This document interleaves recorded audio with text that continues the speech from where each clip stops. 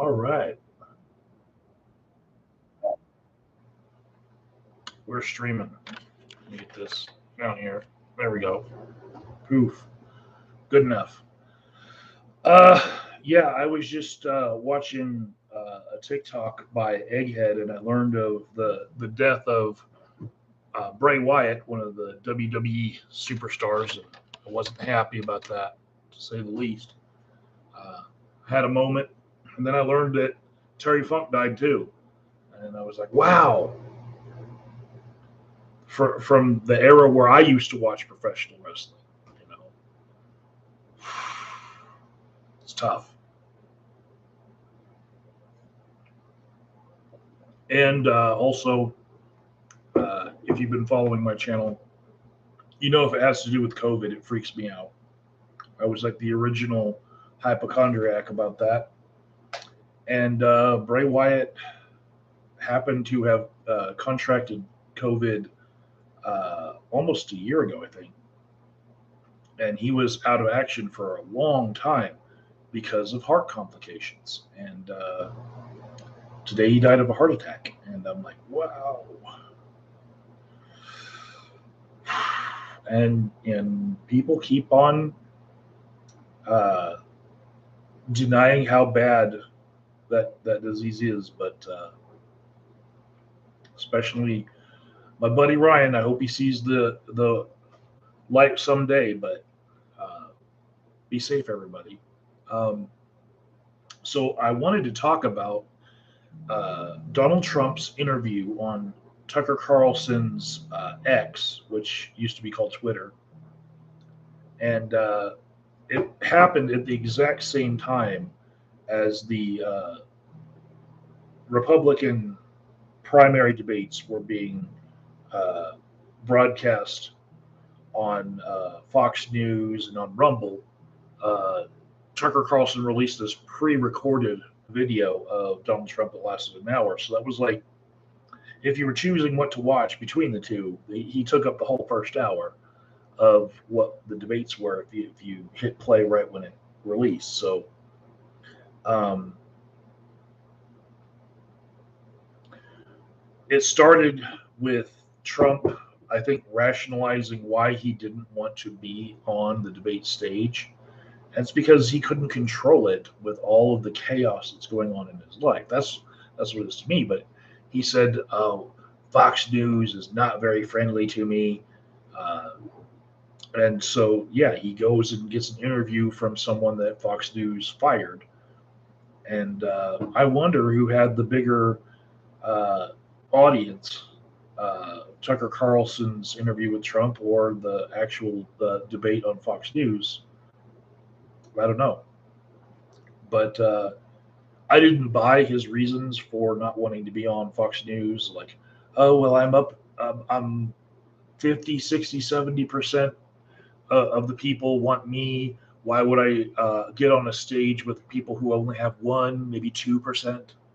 I didn't buy that whatsoever. He's just making up reasons to make himself look good, right? Because that's all he is ever about.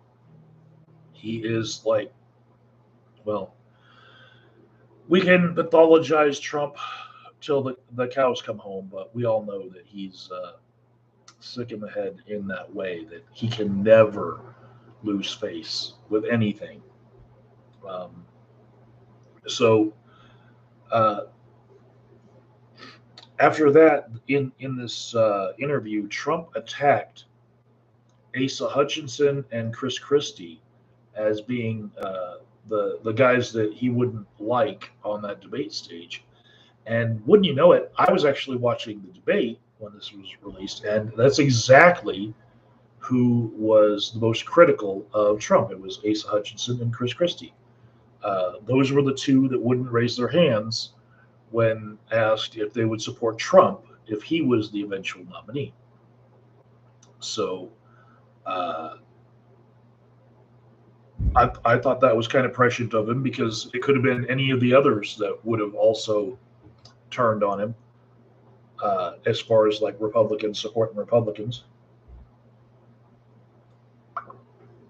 Then the conversation went towards, well, like, are you afraid of what could happen to you? And then Tucker Carlson asked Trump if Epstein killed himself in prison. And, they didn't get anywhere with it. Trump didn't commit to saying, you whether it was or was not a suicide. He said that he thought it was a suicide, but it was possible that it was a murder. But Tucker Carlson is more leaning towards it was murder. Uh, and Trump said that, well, one of the problems was that Bill Burr didn't, Bill Barr, he didn't investigate anything. Like, not just that, but other things that he was supposed to investigate, he didn't investigate. And so Trump's basically putting the the reason why he can't give a definitive answer on that onto Bill Barr as a shot at him.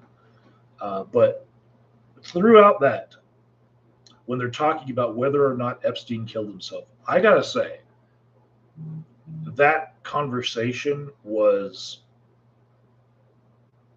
more exciting than the entire Republican debate, the primary debate that was on Fox News. Like, just that part of the discussion, I was actually intrigued. Like, holy shit, let's hear his opinion on this. And then Tucker Carlson asked him, "Are you worried that after they've tried to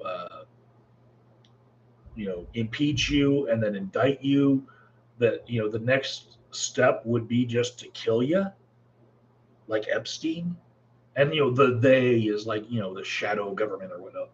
But like them just shooting the shit on that was better than the whole Republican primary debate. And still, I knew that my eyes should have been on the debate, and that's where I went. But I was, you know, surprised that it was that much better as far as being interesting. You know, then Trump talked about a whole bunch more. The election was rigged, nonsense, the same shit that he's said for years now. I had a little bit of a giggle when Tucker Carlson called Chris Wallace a bitchy little man. That was kind of funny because Tucker Carlson can get away with saying shit like that now that he's on X, Twitter, and that's where he's putting out his shit instead of you know network television. He can swear as much as he wants. And then after that conversation about how Trump was kind of cut off at the pass when he wanted to ask Biden about some corruption that has now resurfaced as an issue. Right after talking about that, Tucker Carlson asked him again, "Well, aren't you worried that they're going to come kill you?" And I was like, "Wow, I did not know that this was going to be a conspiracy theory fest." Right, right off the get go, I was like, "Wow, this is more interesting than the Republican primary debate." Um, then Trump started talking about how Biden being weak has allowed China to build bases in Cuba, uh, and that China controls the Panama Canal now because we relinquished control of that. That was actually in the works for Panama for like since the canal's inception, that like we had to give it back to that country. And that was the right thing to do, to honor that contract. But of course, Trump is now saying from the the couch quarterback position, he's saying, yeah, I wouldn't have done that. Well, then you would have broken a contract with another country, and would have been, holding on to that thing illegally. Okay. Um, So I don't know what he would have done to keep control of the Panama Canal, what he thinks he could have done. But, he's just talking shit like he always does. And as far as China building bases in Cuba that they say are just for surveillance and for communications, uh, when I hear them talking about how that's so wrong for this is their words, China to be having imperialism in this hemisphere, I'm reminded that the United States has over 800 military installations across the world, the whole fucking world. And so, like, why wouldn't China want to have something on our side of the world? You know, uh, but it is kind of a revisit of the Cuban Missile Crisis.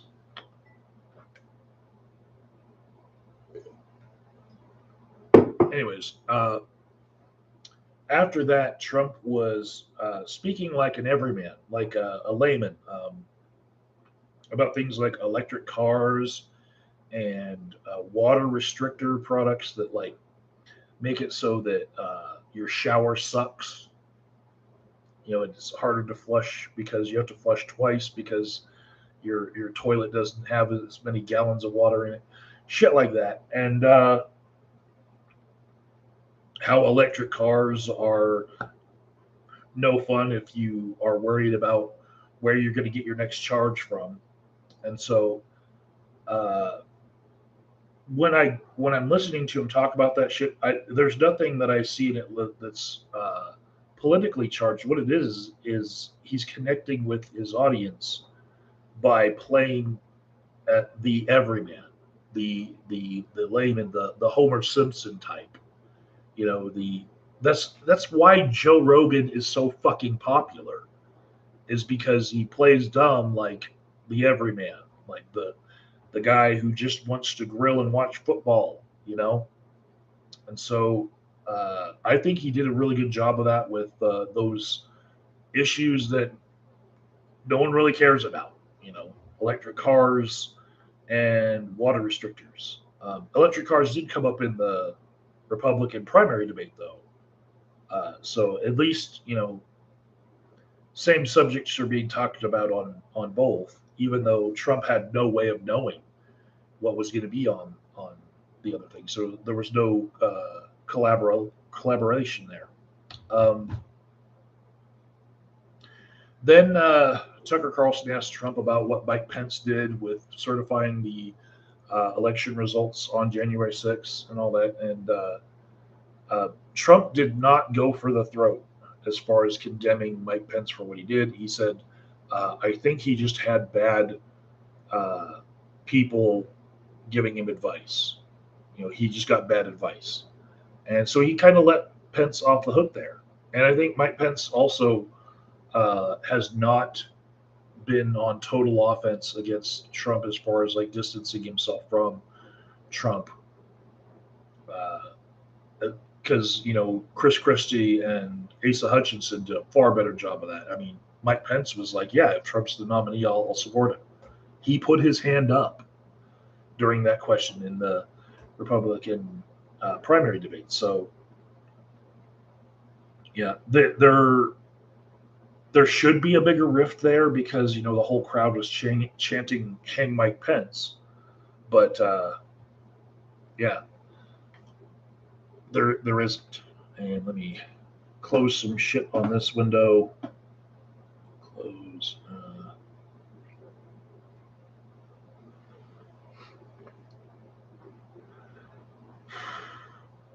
So at points, this interview with Donald Trump, I felt like it was like a parody of himself. Like he's bringing back all the big hits. Like the election was rigged. My rallies were so huge, and they loved me there, and I was the best president ever, and Biden was the worst president ever. The most corrupt ever, and the way that he speaks in such superlatives and absolutes. That is classic Donald Trump as far as wanting to make a parody of Donald Trump. So I just felt like this interview was kind of like a parody of himself at points. I was like, wow, he sounds like him. Uh, he also went ahead and said that Mexico and South America are opening up their prisons and sending all their prisoners over to America, and they're opening up their mental hospitals and sending all their psychiatric patients over to America, and they're sending all their terrorists to America, which is an echo of what he said in like 2016 when he said that, Mexico, they're not sending their best, they're sending rapists. Like, he just he recycled all that, and like, I'm still mad at him for saying shit like that because it's very racist.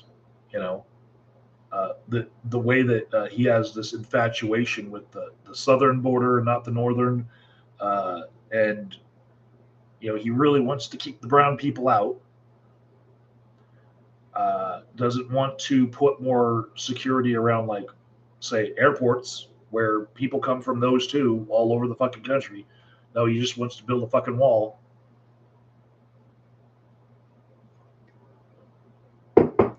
Because he hates the poor brown people. And maybe he figures that the people who have the money to fly, maybe we'll let them pass. I don't know. Hi, Blue. Hi, Bruce.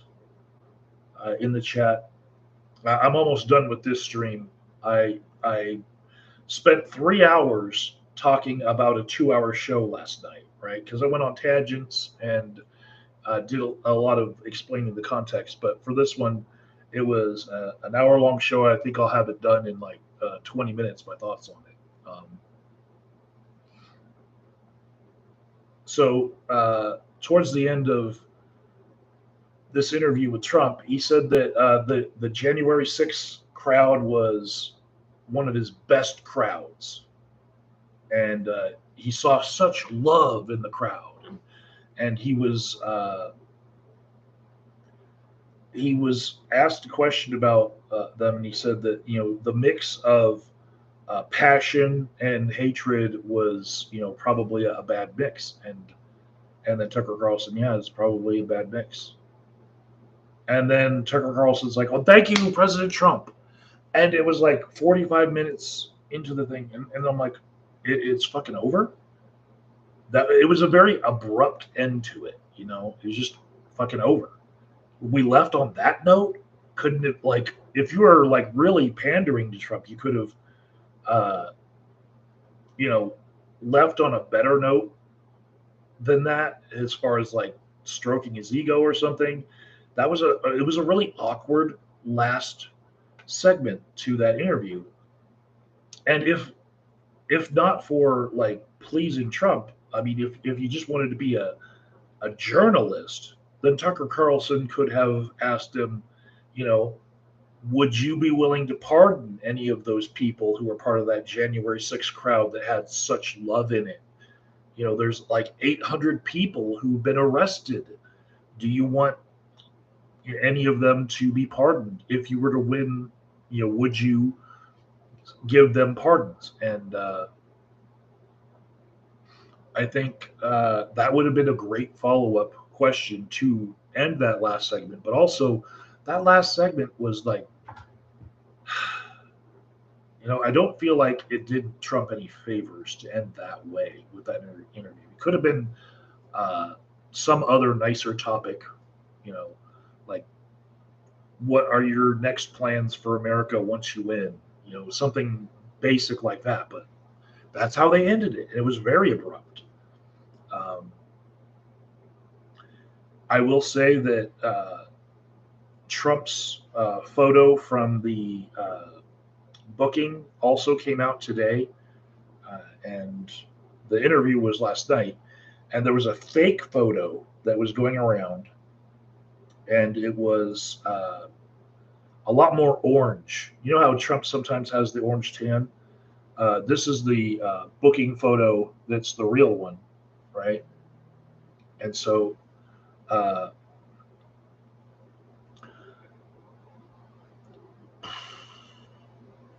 when I saw this booking photo, it looked a lot more like Trump in the interview with Tucker Carlson than the fake tan, uh, fake mugshot photo that was going around earlier. And I gotta say, this camera that the police were using to book Trump, just looking at the interview just from the night, that aired the night before, like that camera subtracts like 20 pounds from your face. It's and his eyes, when you look at them, they're kind of tilted up.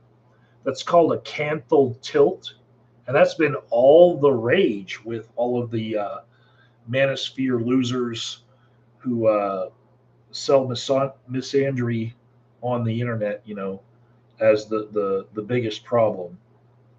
Uh, so, yeah, maybe he got some tips on how to pose for his mugshot. But when you see the upward tilt of his eyes, the just the canthal tilt like this, it's actually said that uh, that makes people feel like you're more attractive. So he got a really good canthal tilt with his mugshot, but he looks angry, pissed, almost like he's been crying his eyes out because the whites of his eyes look kind of pink. So uh, that's what I got to say about that. Um,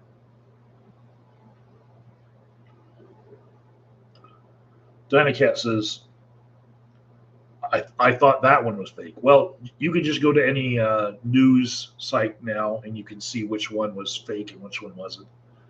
But yeah, they posted the mugshot, and Rudy Giuliani's mugshot looks very similar. Like they use the same lighting setup, the same camera, but it's very flattering as far as weight issues go.